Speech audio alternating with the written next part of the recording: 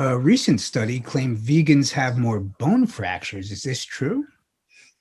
This was a disturbing study that came out a few months ago, certainly caught my attention and a lot of other docs, but I wasn't really surprised when I looked at the study as far as who among the vegans really got the fractures. It turns out, a little bit of bone physiology here. Bones respond like muscles do. The more you use your muscles, the more they hypertrophy and get bigger and stronger. Well, your bones work the same way. The more you use your bones, the more the little bone building cells, the osteoblasts, spin out new bone. And the serving arm on a professional tennis player has greater bone density than their non-serving arm. It's called Wolff's law of bones, and it clearly states the more you use the bones, the stronger you get, the stronger the bones get. Well, we become sedentary. We sit when we eat, we sit when we work, we sit when we travel, we sit, and our bones are dissolving. That's the major cause of osteoporosis. It's not a calcium deficiency. The whole bone tissue is dissolving. Taking calcium pills is not going to make your bones magically, produce more tissue. What makes them produce more bone tissue is using your bones, especially against gravity. We used to be physical men and women, even 100, 200 years ago. We spent all day working in the garden, lifting heavy tools and buckets of soil, and carrying loads of firewood up on the roof, pounding shingles, using our bodies. And osteoporosis wasn't an issue then.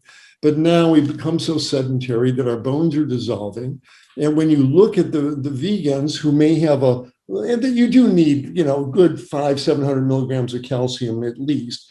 And the folks who in that study who got the most fractures when they fell were not only the vegans eating the least amount of calcium, but they were little petite women. And it's been well known that whether they eat meat or they're vegans, petite, especially Caucasian women with a low bone density to begin with, when you only weigh 92 pounds or whatever, you ask so little of your skeleton as you're walking on this earth that those lovely ladies don't stress their bones at all. And so the lack of gravitational challenge is really behind, and a lowish calcium diet is really why the petite women in the vegan population suffer the most fractures. And so there's a lesson. Don't slouch on your calcium intake.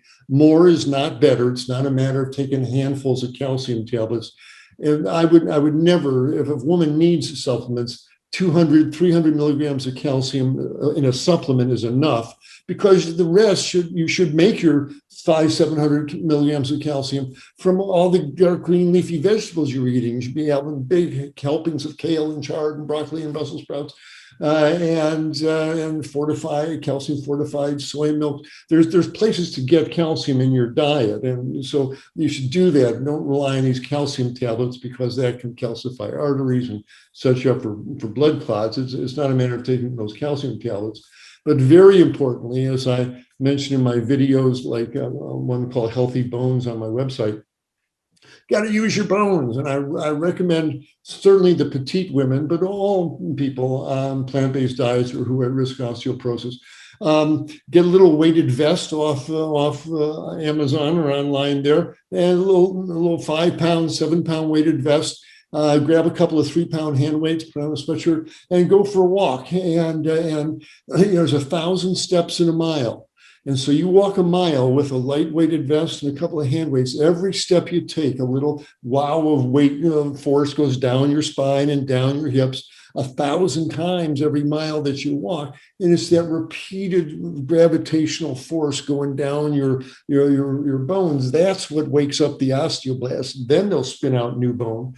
So especially to those petite ladies, eat lots of greens and find a way to stretch your bones a little bit. Those elastic stretch bands work. Dr. Furman's got a wonderful tape on osteoporosis protection for life. So use your bones, eat enough greens, get your calcium, and don't let that study say, oh, vegan diets are not healthy. They are, but there is a lesson for us to learn there. So eat your greens and use your bones, and you ought to be fine. Are all fruits healthy? Are some too sugary due to hybridization and not being native to our area, such as pineapples, mangoes, seedless grapes, bananas? Oh my. Fruits are so wonderful, and everybody should eat a few pieces of fruit a day. I'm not anti-fruit whatsoever, but and this may be a recurring theme in our questions and answers here. But to borrow a phrase from our colleagues in toxicology, the study of poisons, they say the dose makes the poison. Everybody can handle a little bit of arsenic, eat a lot of it, you're going to have problems. Well, the same thing kind of applies to the fruits. Everybody, I don't know anybody who can't handle one mango or one bunch of grapes. Enjoy it. It's wonderful. Should you be eating 10 or 15 mangoes? Probably not. That gets to be a lot of sugar. So, the majority of what goes down your gullet should be whole plant foods, whole grains, potatoes, fruits, vegetables, and legumes, nuts, seeds, etc. And a couple of pieces of fruit during the day. It's hard to see that's going to cause anybody a problem. Now, the folks who call themselves fruitarians and really do live on mangoes and bananas, etc., I see them from time to time.